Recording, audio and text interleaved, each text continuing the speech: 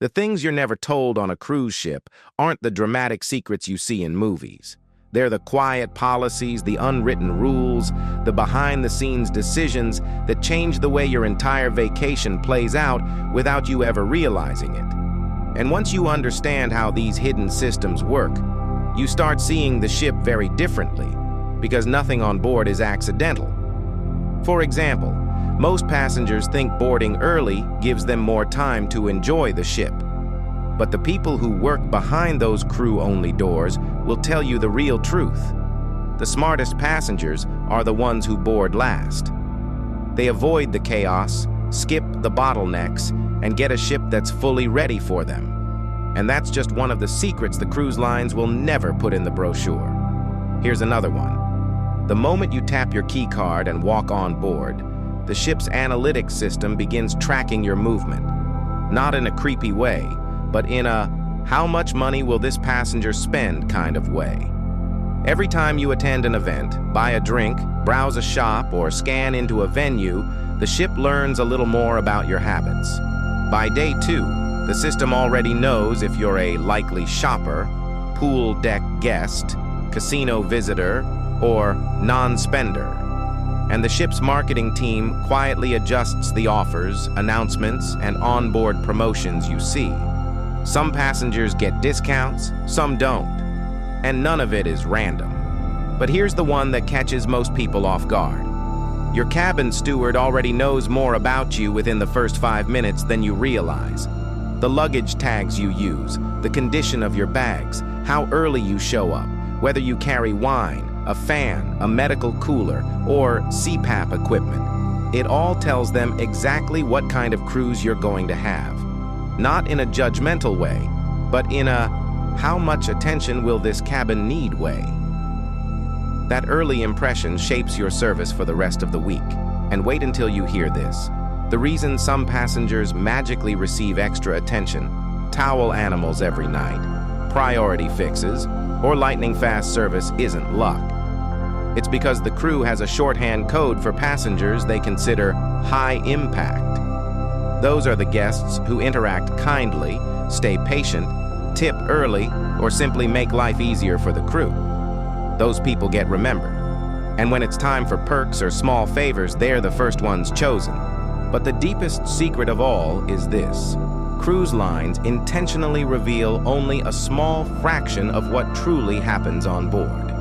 They give you just enough information to feel comfortable, safe, and entertained, but not enough to overwhelm you. That's why the real rules of the ship circulate quietly through crew conversations, shift briefings, and training manuals that passengers never see. And once you learn these hidden truths, you start cruising differently. You notice things other passengers miss. You understand why certain decisions are made. And most importantly, you avoid the mistakes that silently ruin vacations without anyone realizing what went wrong. Here's where the story really begins. Because the next secret is one cruise lines hope you never figure out.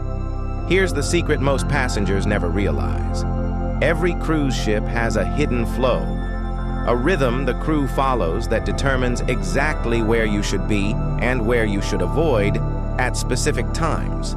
If you learn that flow, you move through the ship like a local instead of a confused tourist.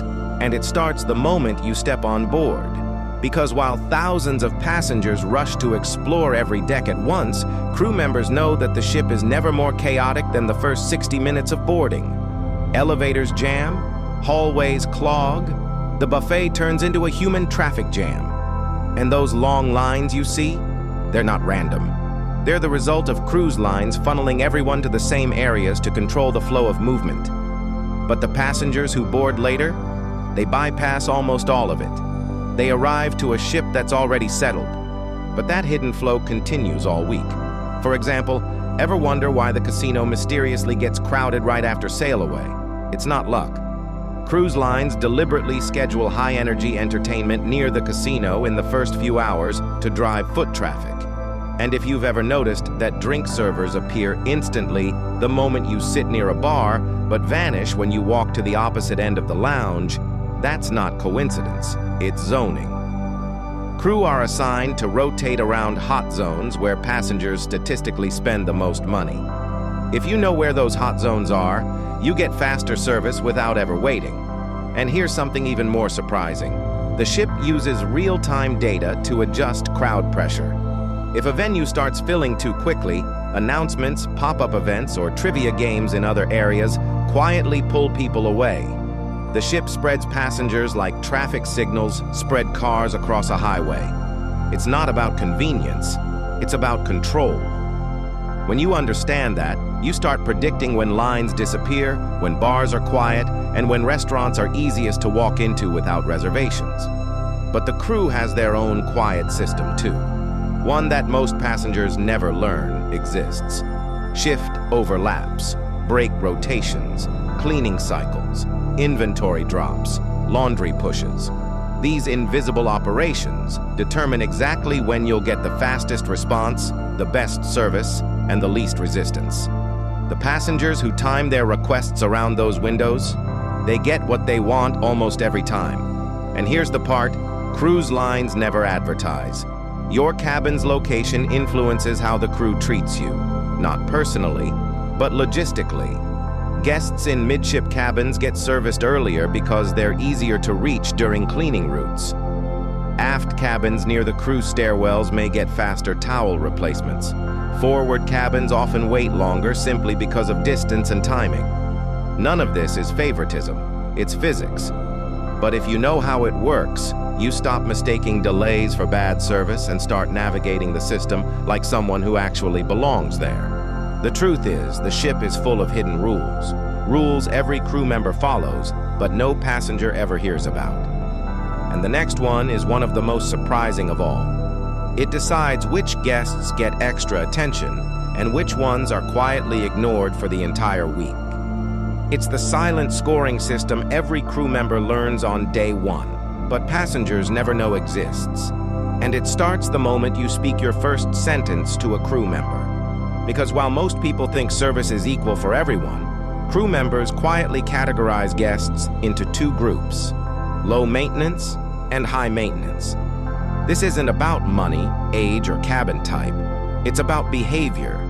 And once you're placed into one of those categories, everything that happens next, the speed of service, the tone of interactions, the level of help you receive, is shaped by that label. The fastest way to get misclassified as high maintenance? Asking 5 questions at once, making demands you could have solved yourself, interrupting a crew member while they're helping someone else, or using the phrase every crew member secretly hates, "I need this now." That line alone guarantees your name gets remembered for all the wrong reasons. It signals urgency, entitlement, and zero awareness of how many people the crew are serving at the same time. But the passengers who get the opposite treatment, the ones who get small favors, priority attention, faster fixes, they do something very different.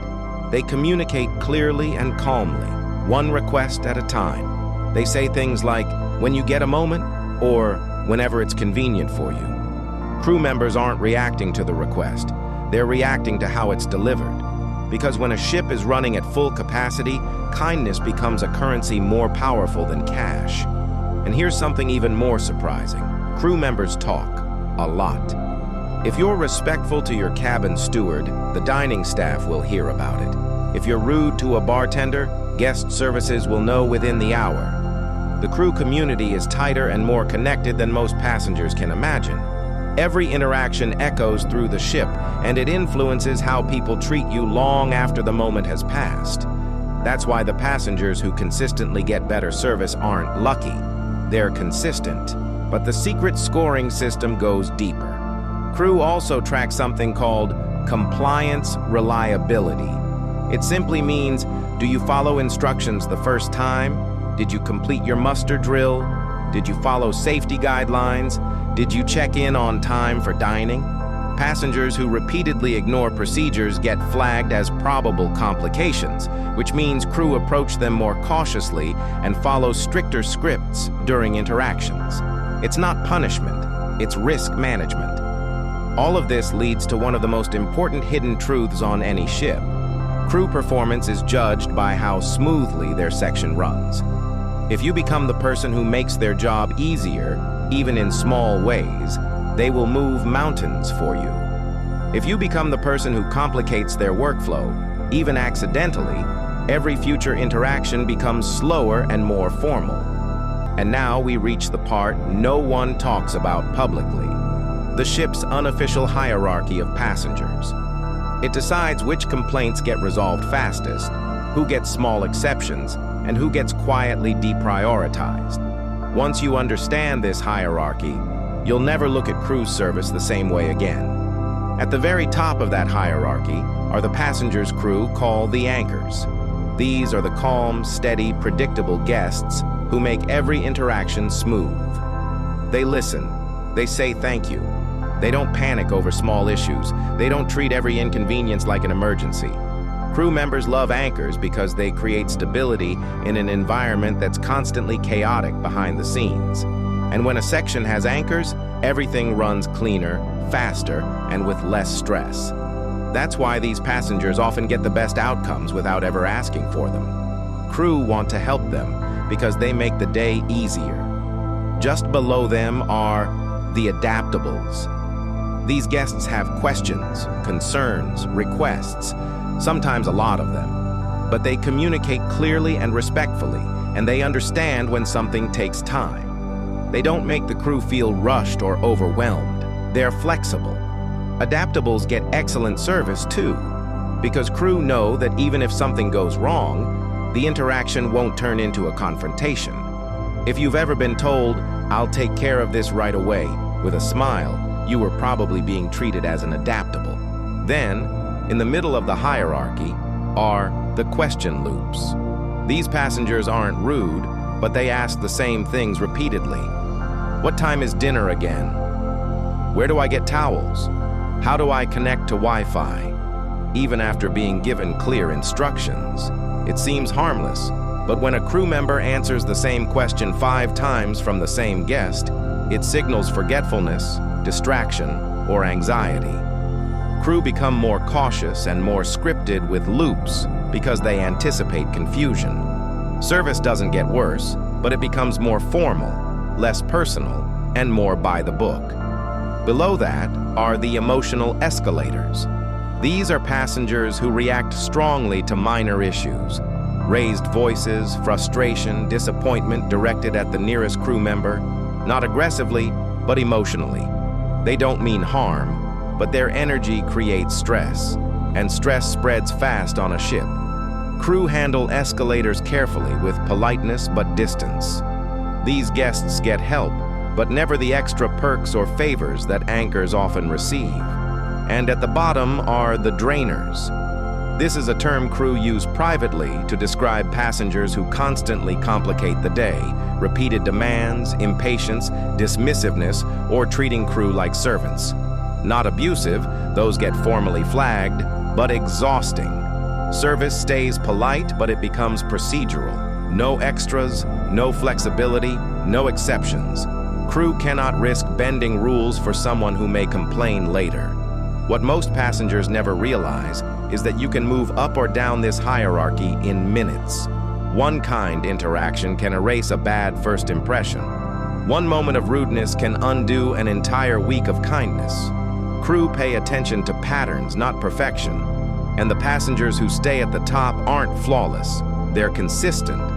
They know crew members are human, overworked, and often running on 5 hours of sleep.